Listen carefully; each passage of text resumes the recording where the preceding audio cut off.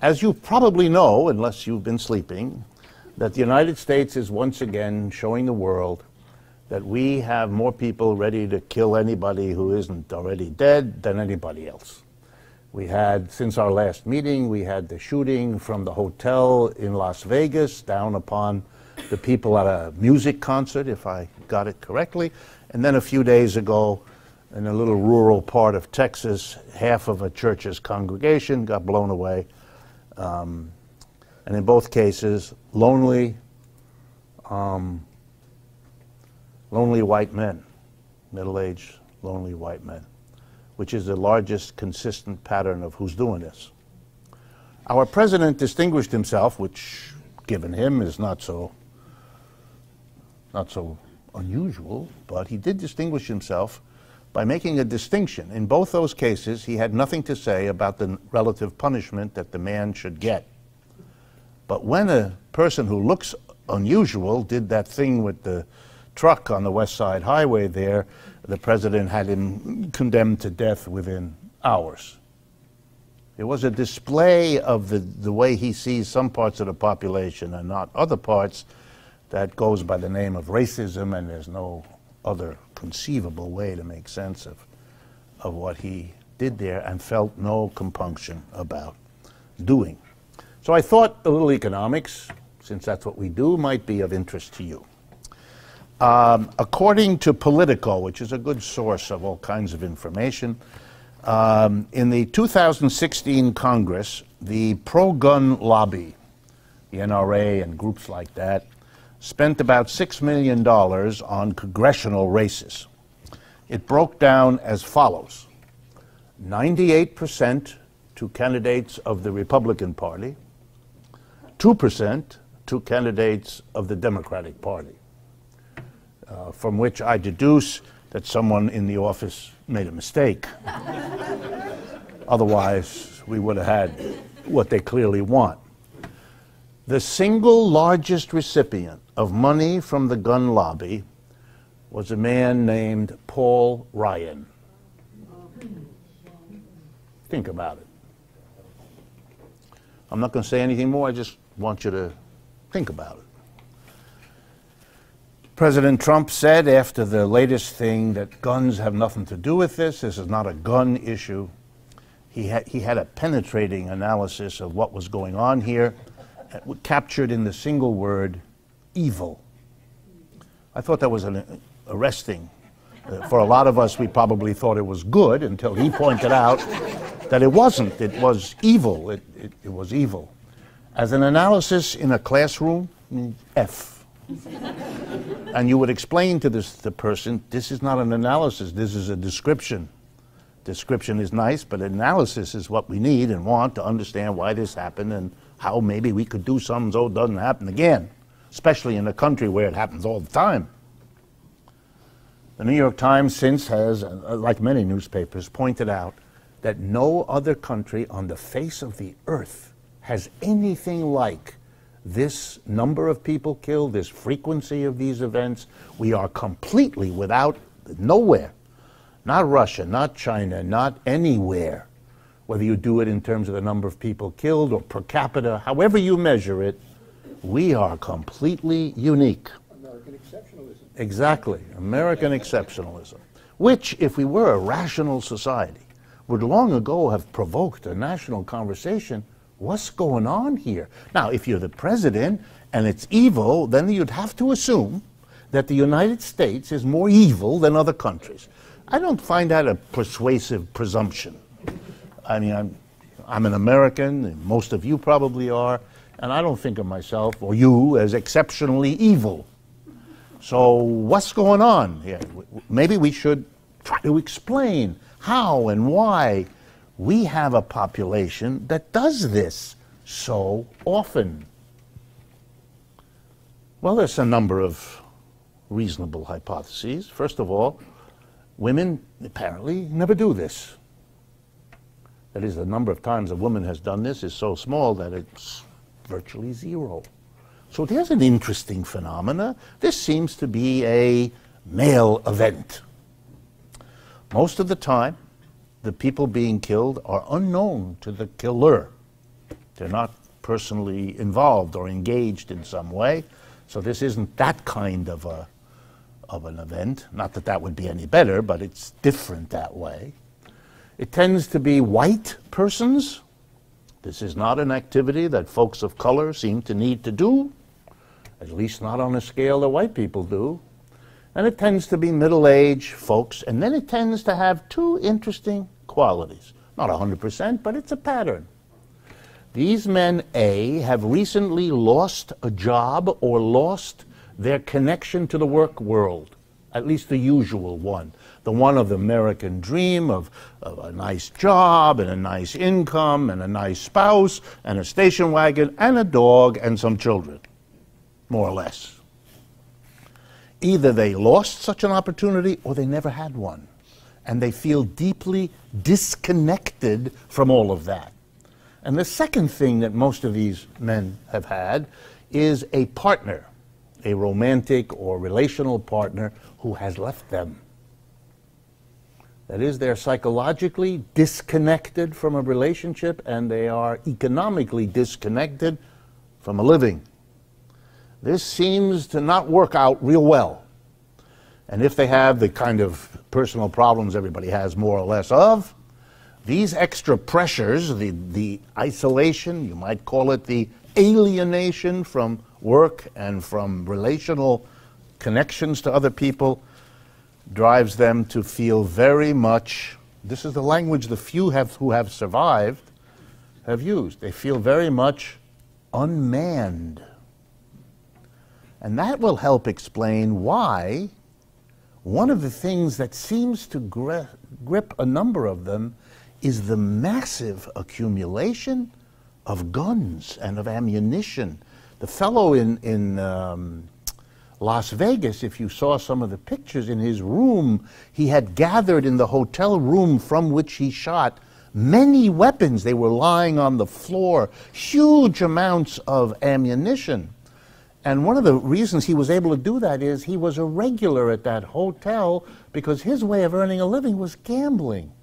He didn't hold a regular job. He was making money, or not, by playing, and everybody knew him. So he could enter the hotel with a gun or a package of ammunition. Nobody noticed it because he was coming and going all the time anyway.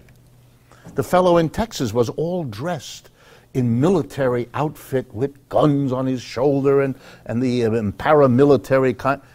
They are in a fantasy of male something. They have acquired the man to offset the unmanned that their job situation and their personal relation situation had undermined.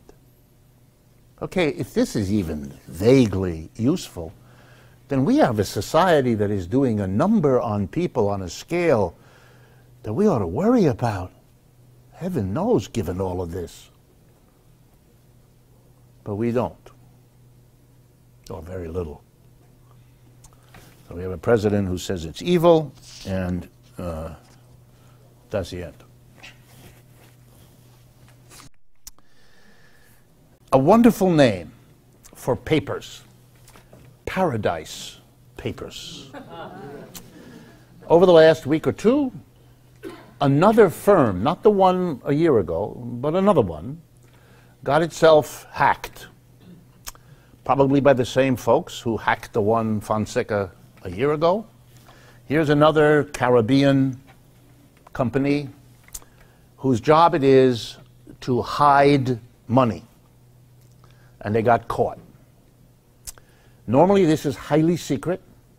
The whole name of the game is for these companies, if you've ever encountered them, and again, if you have, then think about sponsoring.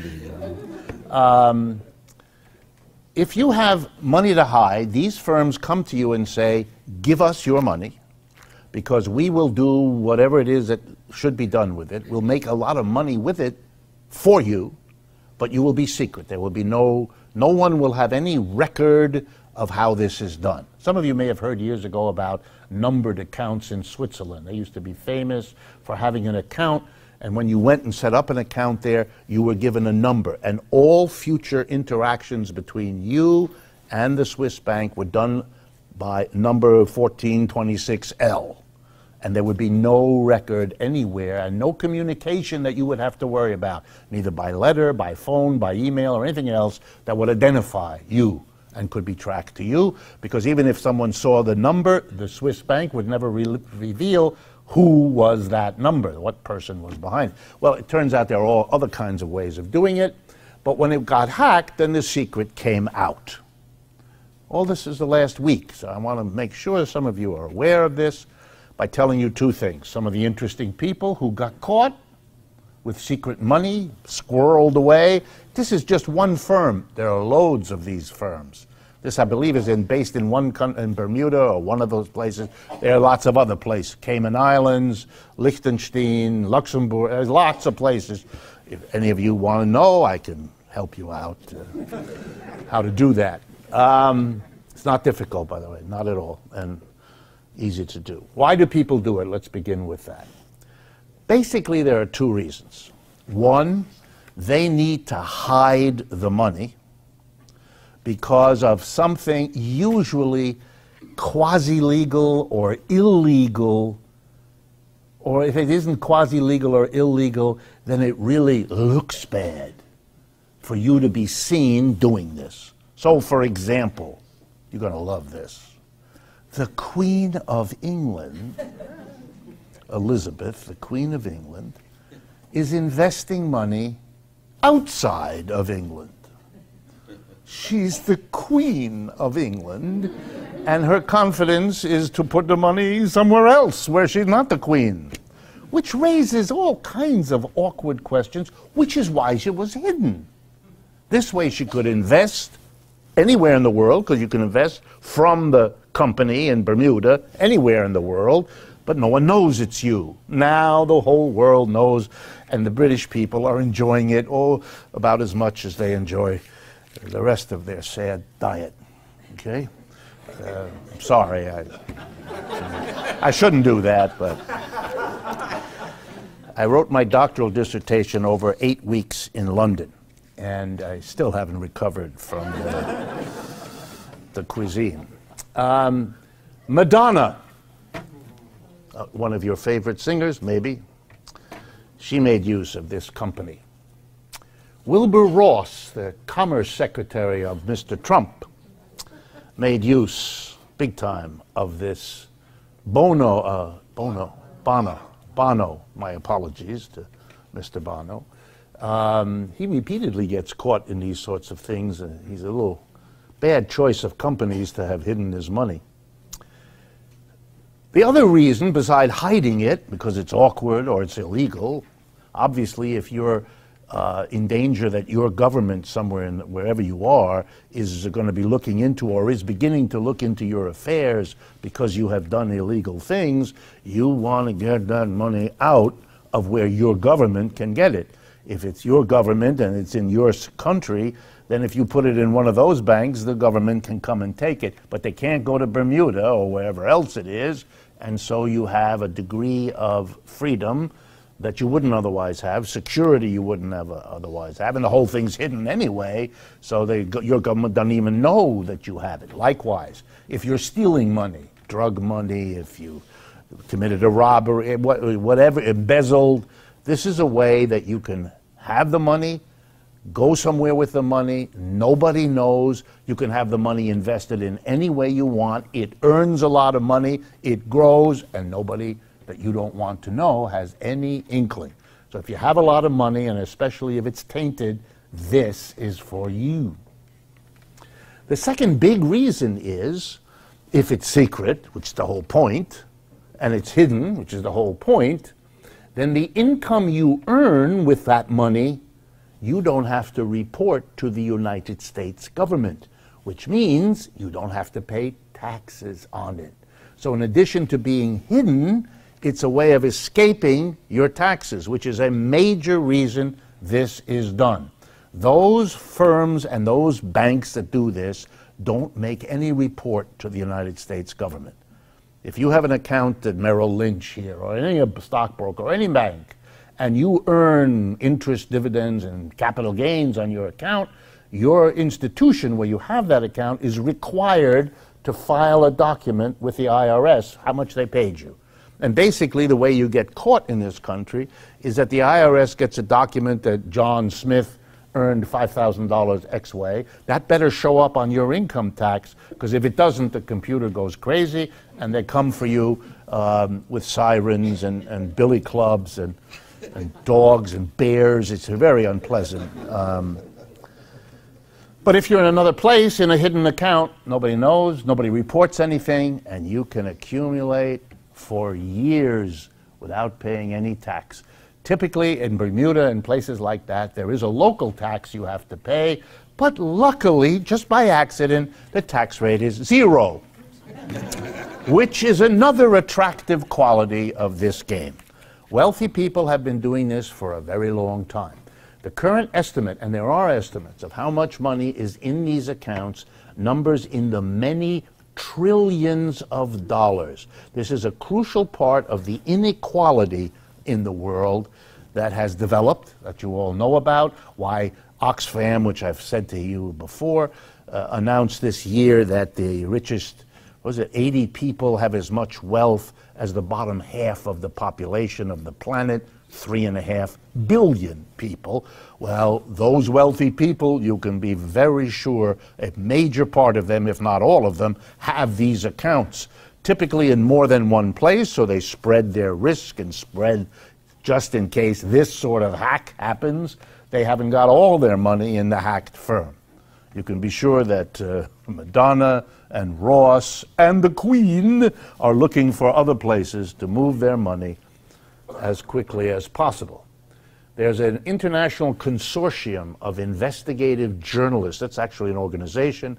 They're the key ones who get this information and then spread it. They all spread it through one major German newspaper, the Süddeutsche Zeitung. It's a newspaper in the Munich area, southern part of Germany, and they must have an agreement with them. They give it to them first, they get it first, and then the rest of the world press picks it up. It's a major newspaper. It's like the New York Times of southern Germany. So I just wanted you to see that. Okay. Oh, yes, a couple more things from the Paradise Papers. It's not just about individuals. It's also about corporations. Back in 2000, here's an example. Back in 2013, a big furor erupted around Apple Corporation. That's not the fruit company. It's the one that makes all the computers large numbers of you have. And as I assume many of you know, there's a kind of a folklore developed about Apple. People who have Apple equipment feel as though they are a bit closer to God than those who aren't. And they don't hold that against the rest of you, but they do look a little askance at your backwardness for not doing as they do. In 2013, Apple got itself into trouble because it turned out that a great deal of Apple activity was based, apparently, in Ireland.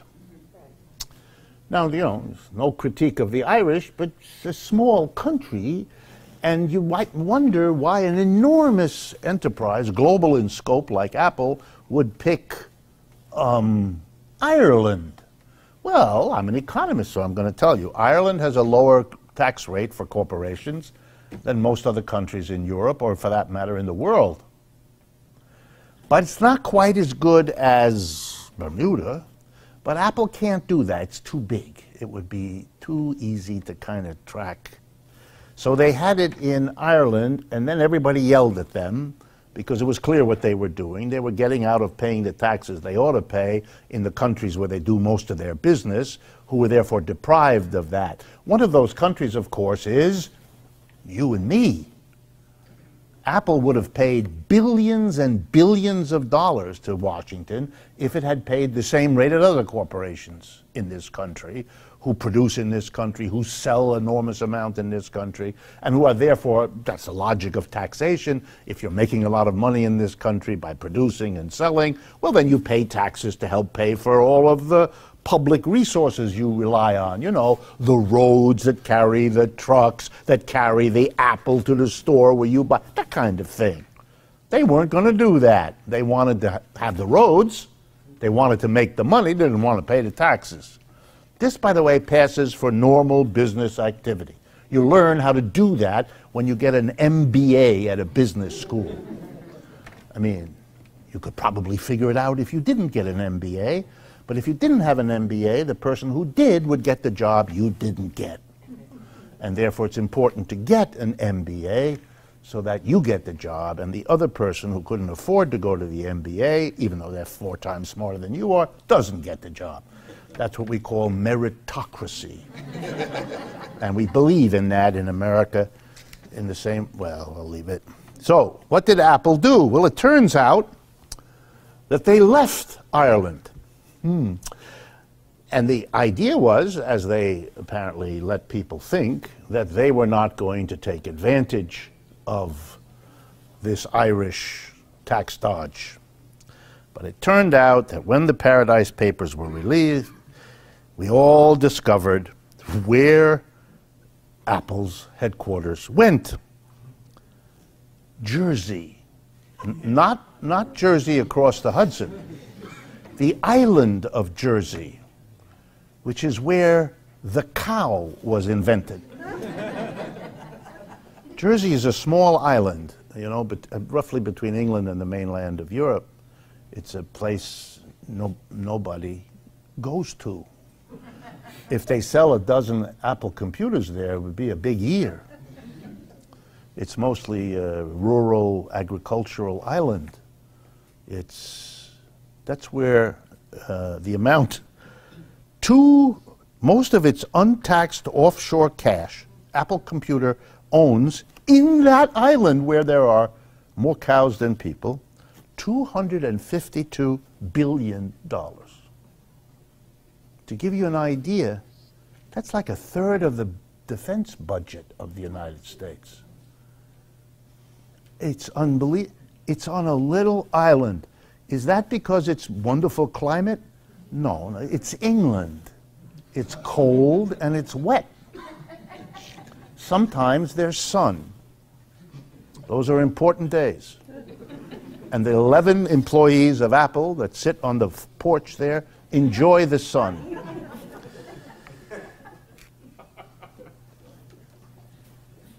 To defend itself, Apple was asked, gee, how do you justify this?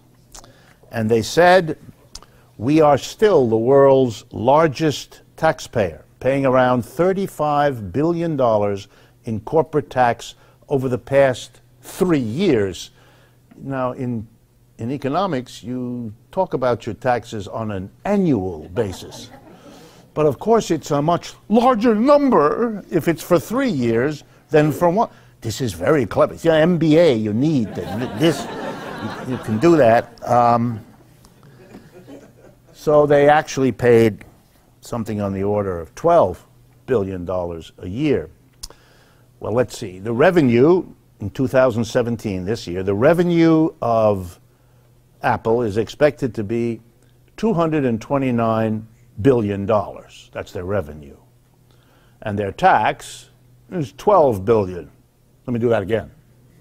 The revenue is 229, the tax is 12. The operating income, which is where the tax is affected, 61 billion.